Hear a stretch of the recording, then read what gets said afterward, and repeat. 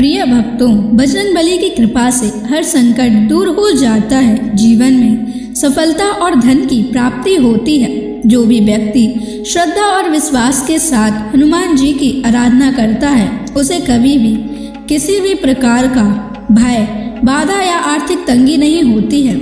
हनुमान जी की कृपा से आर्थिक संकट और दारिद्रता समाप्त होती है। इसलिए प्यारे भक्तों, आज हम आपको हनुमान जी का एक ऐसा चमत्कारी मंत्र बताने जा रहे हैं जिससे आपके जीवन में धन की बरकत बनी रहेगी, व्यापार और नौकरी में तरक्की होगी, कर्ज से मुक्ति मिलेगी। अगर आप आर्थिक परेशानियों से जूझ रहे हैं तो आप इस मंत्र का जाप अवश्य करें और नियमित 108 बार करें। हनुमान जी का आशीर्वाद प्राप्त करने के लिए इस वीडियो को लाइक और चैनल को सब्सक्राइब जरूर कर दें और कमेंट बॉक्स में जय हनुमान अवश्य लिख दीजिए। तो चलिए भक्तों, मंत्र का जाप करना प्रारंभ करते हैं। ओम नमो महायोगिन हनुमते रामदूताय स्वाहा। ओम नमो महायोगिन हनुमते रामदूताय स्वाहा। ओम नमो महायोगिन हनुमते रामदूताय स्वाहा। ओम नमो महायोगिन हनुमते रामदूताय स्वाहा। ओम नमो महायोगिन हनुमते रामदूताय स्वाहा। ओम नमो महायोगिन हनुमते रामदूताय स्वाहा। ओम नमो महायोगिन हनुमते रामदूताय स्वाहा। ओम नमो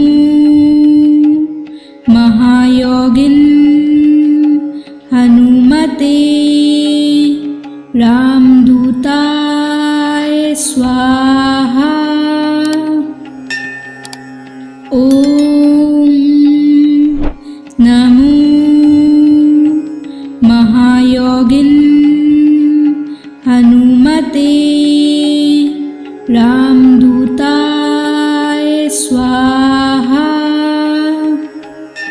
ओम नमो महायोगिन हनुमते रामदूताय स्वाहा। ओम नमो महायोगिन हनुमते रामदूताय स्वाहा। ओम नमो महायोगिन हनुमते रामदूताय स्वाहा। ओम नमो महायोगिन हनुमते रामदूताय स्वाहा। ओम नमो महायोगिन हनुमते रामदूताय स्वाहा। ओम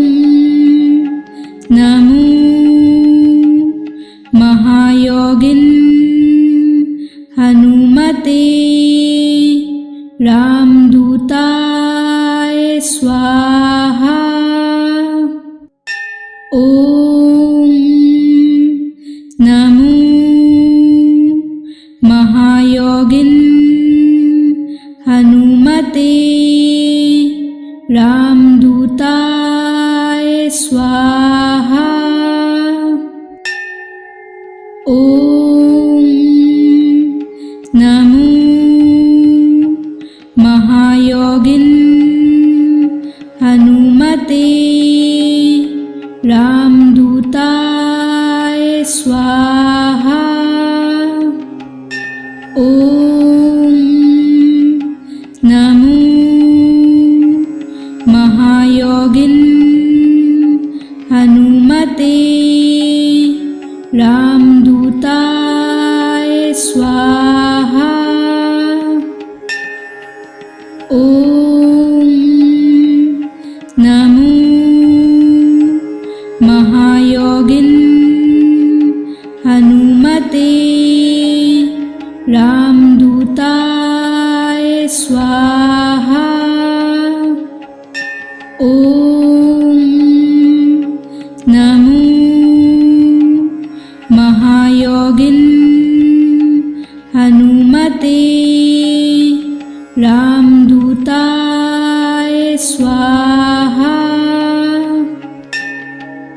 ओम नमो महायोगिन हनुमते रामदूताय स्वाहा। ओम नमो महायोगिन हनुमते रामदूताय स्वाहा। ओम नमो महायोगिन हनुमते रामदूताय स्वाहा। ओम नमो महायोगिन हनुमते रामदूताय स्वाहा। ओम नमो महायोगिन हनुमते रामदूताय स्वाहा। ओम नमो महायोगिन हनुमते रामदूताय स्वाहा। ओम नमो महायोगिन हनुमते रामदूताय स्वाहा। ओम नमो महायोगिन हनुमते रामदूताय स्वाहा। ओम नमो महायोगिन हनुमते रामदूताय स्वाहा। ओम नमो महायोगिन हनुमते रामदूताय स्वाहा। ओम नमो महायोगिन हनुमते रामदूताय स्वाहा। ओम नमो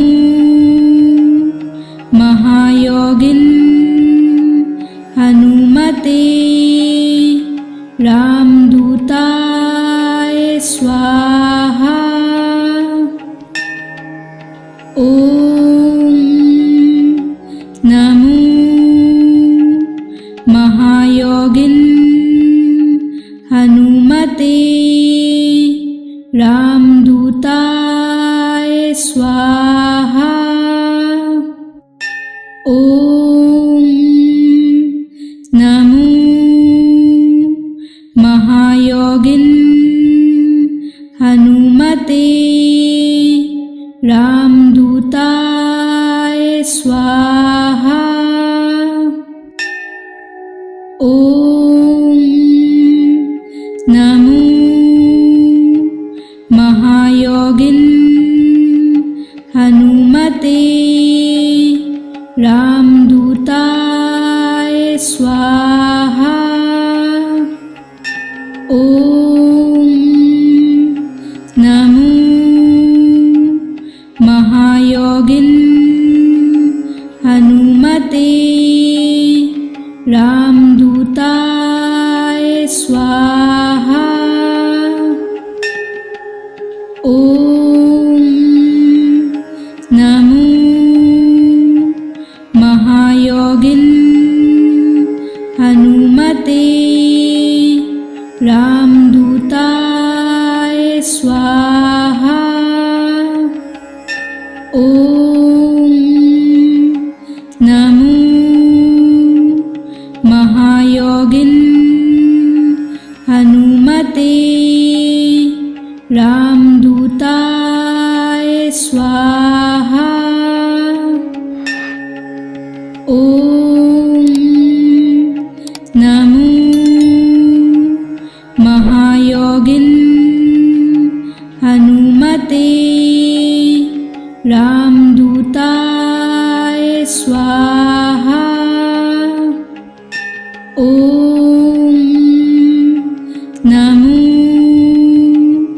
महायोगिन हनुमते रामदूताय स्वाहा। ओम नमो महायोगिन हनुमते रामदूताय स्वाहा।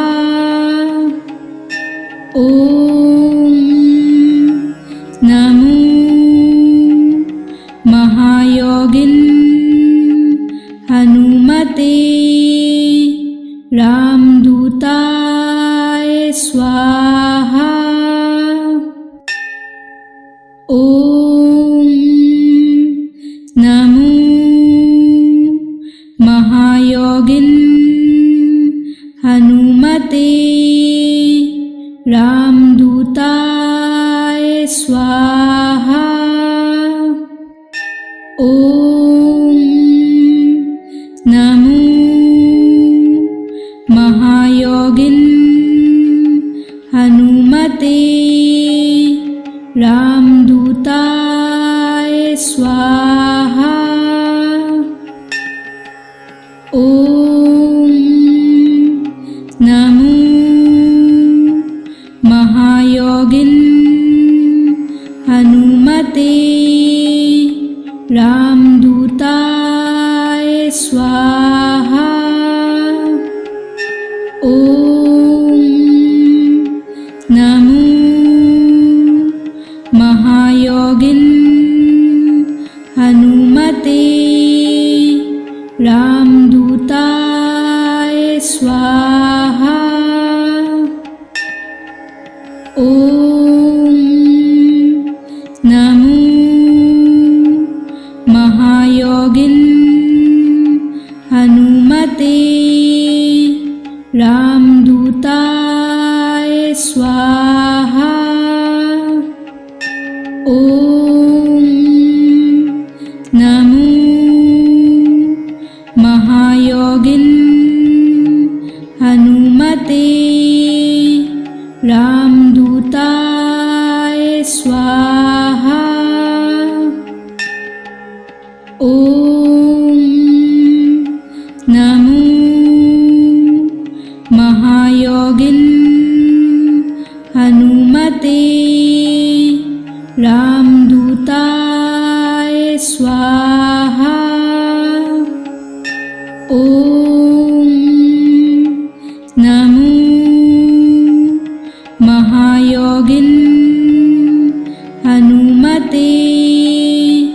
रामदूताय स्वाहा।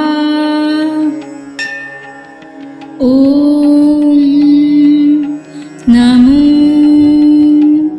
महायोगिन हनुमते रामदूताय स्वाहा।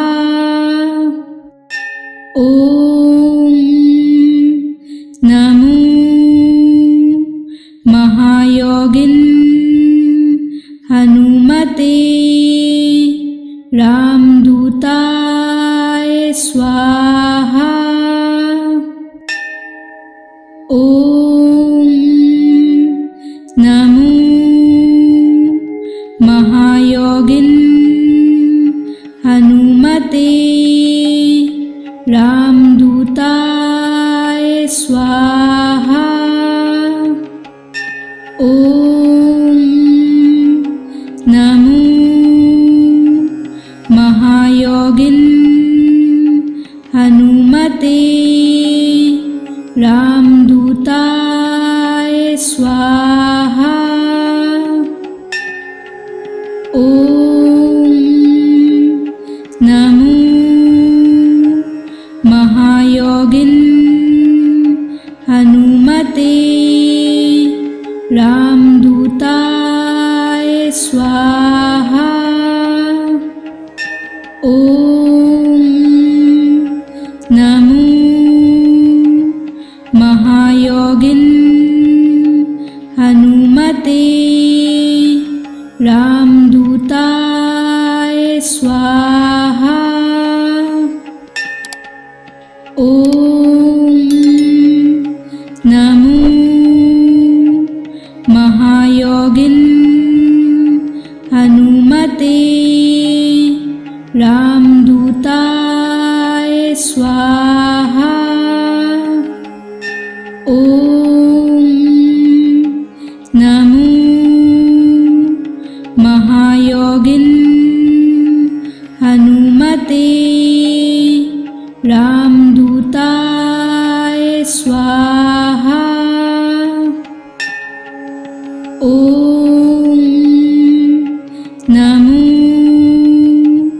महायोगिन हनुमते रामदूताय स्वाहा।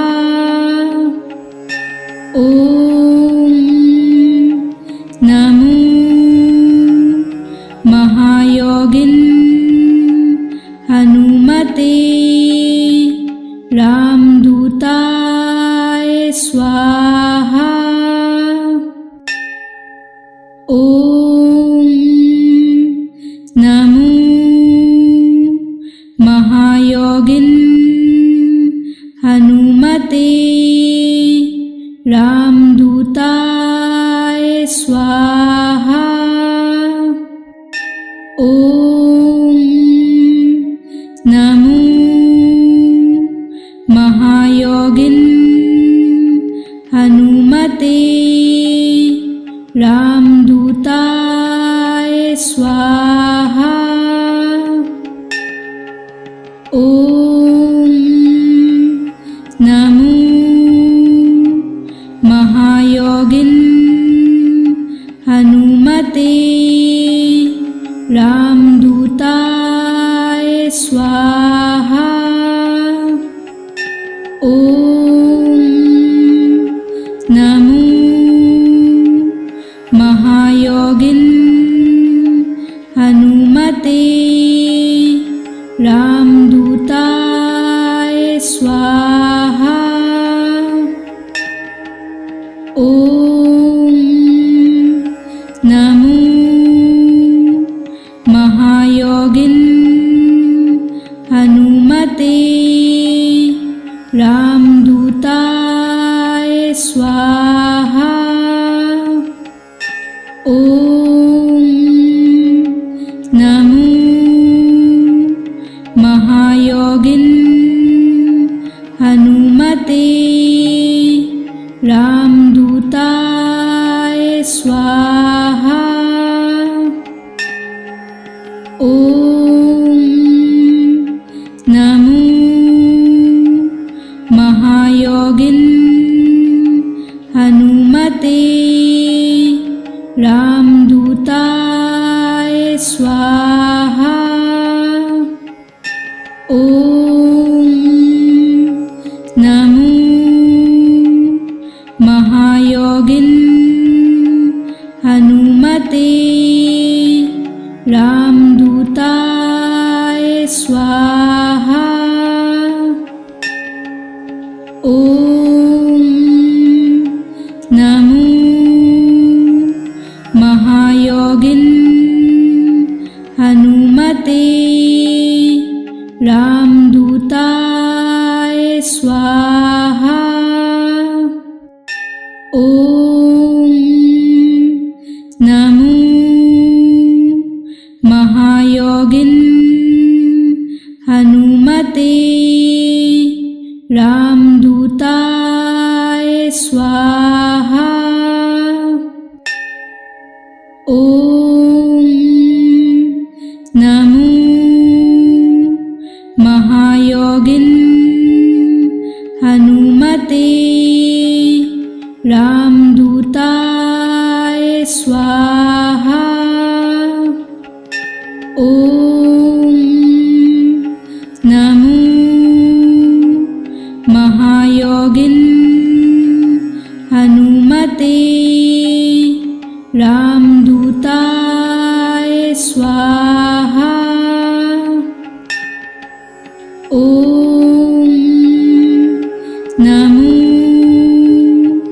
महायोगिन हनुमते रामदूताय स्वाहा। ओम नमो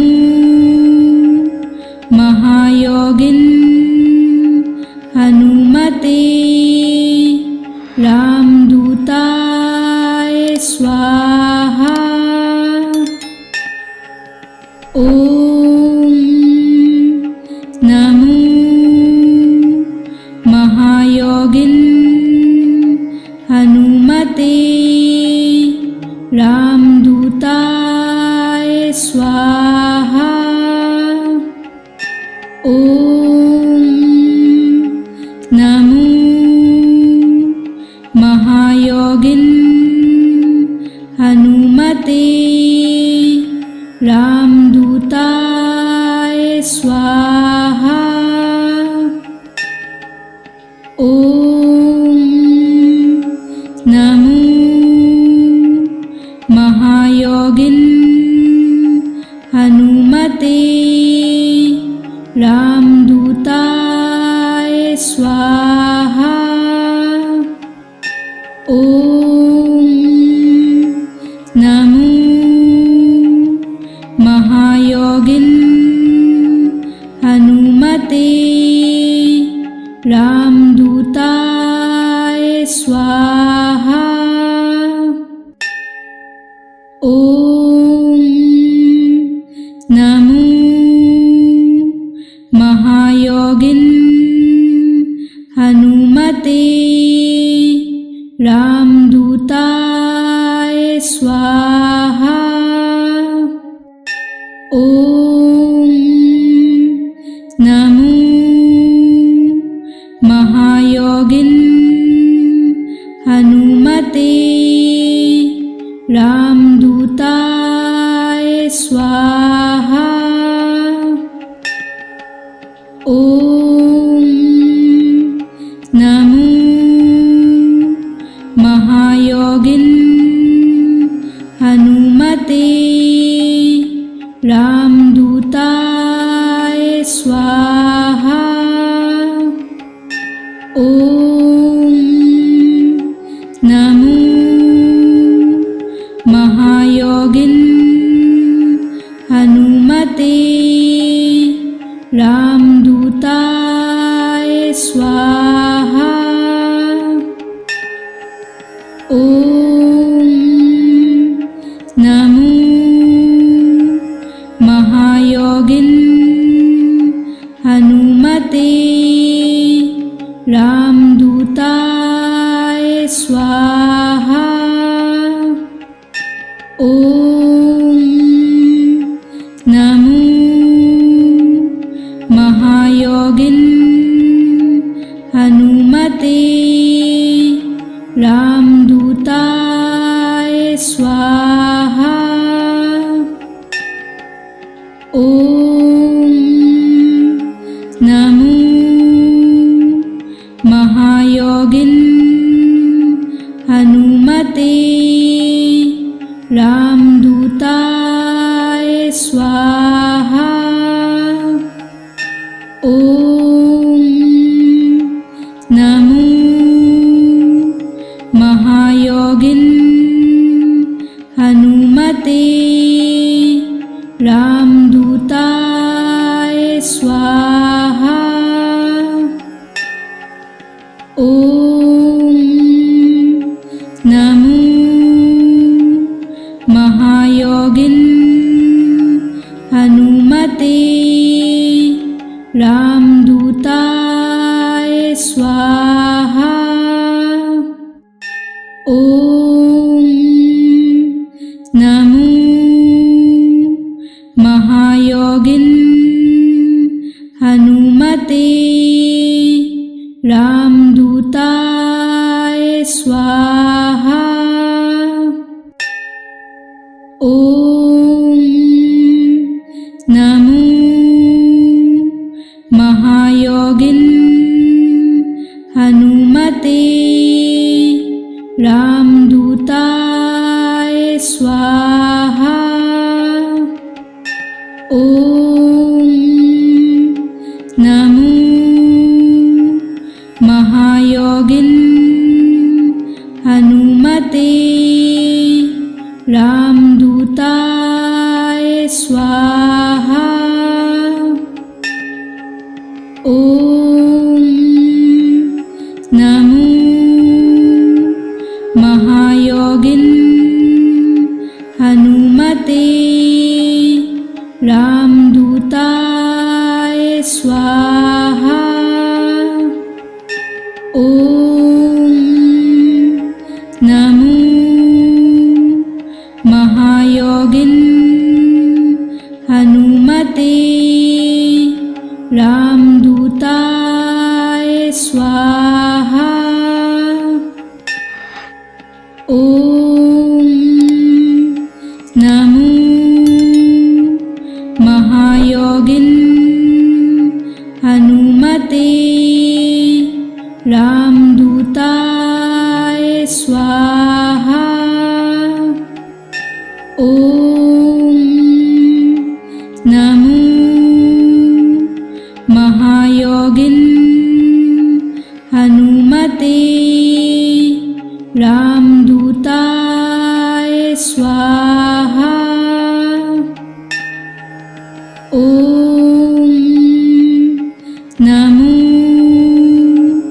महायोगिन हनुमते रामदूताय स्वाहा।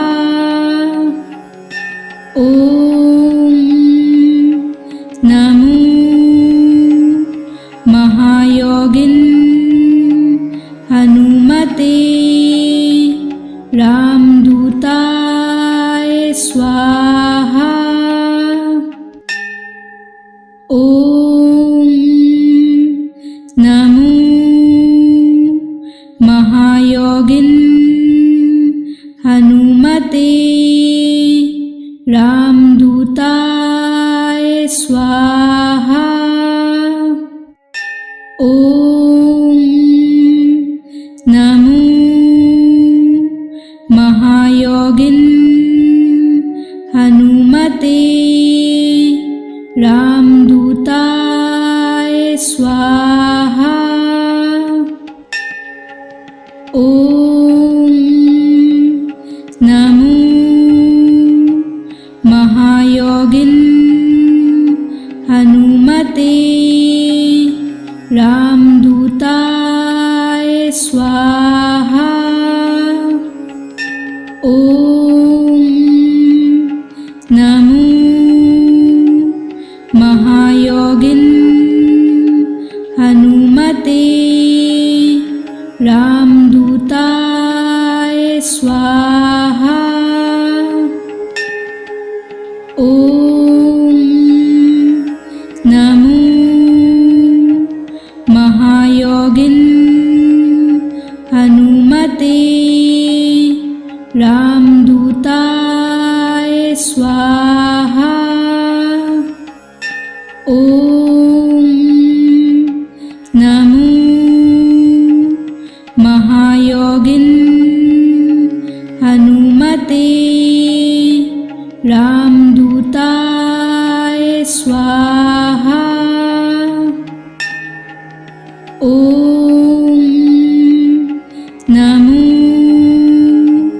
महायोगिन हनुमते रामदूताय स्वाहा। ओम नमो महायोगिन हनुमते रामदूताय स्वाहा। ओम नमो महायोगिन हनुमते रामदूताय स्वाहा।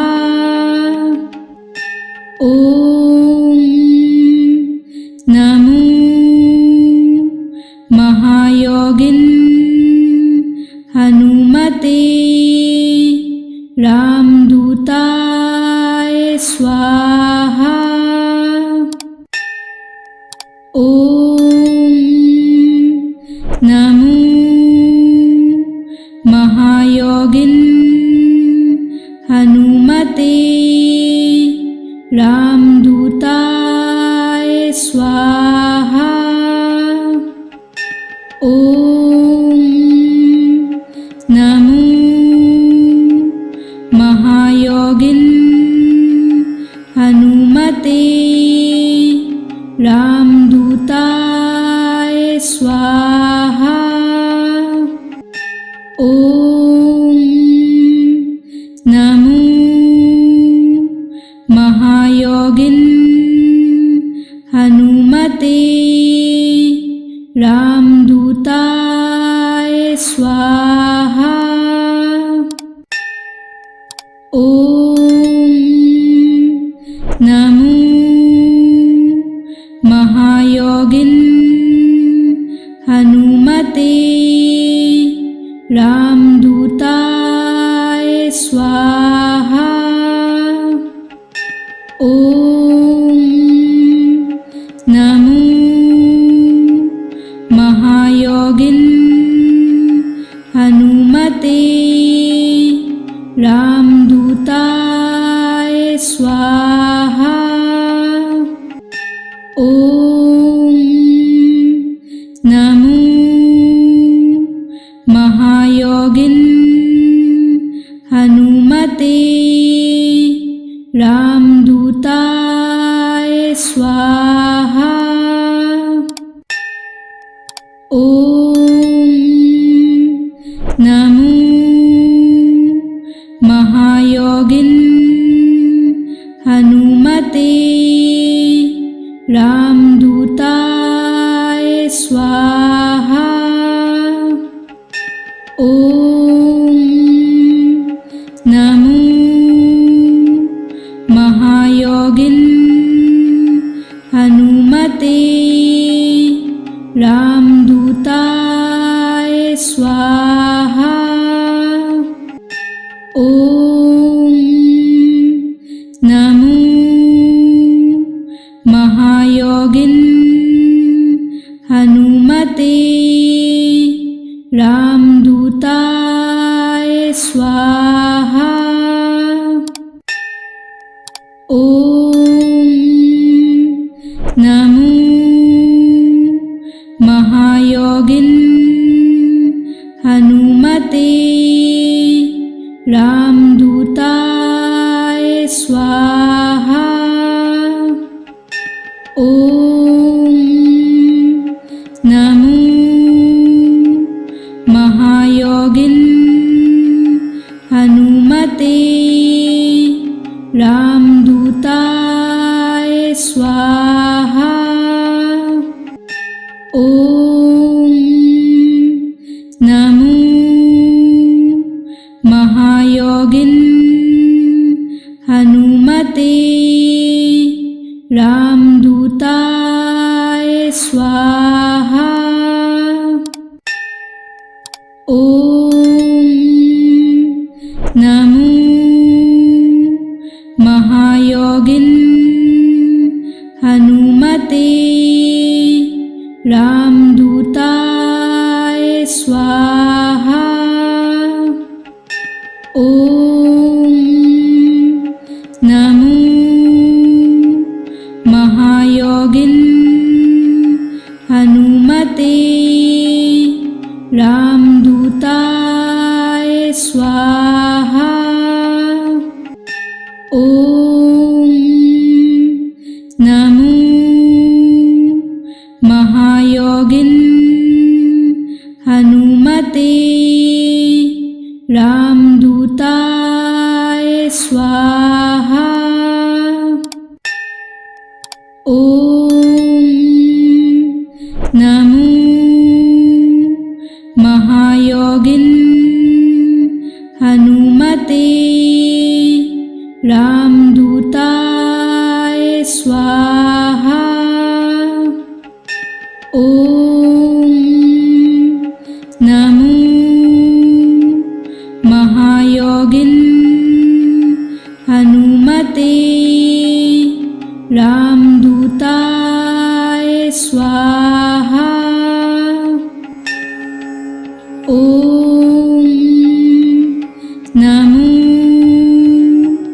महायोगिन हनुमते रामदूताय स्वाहा।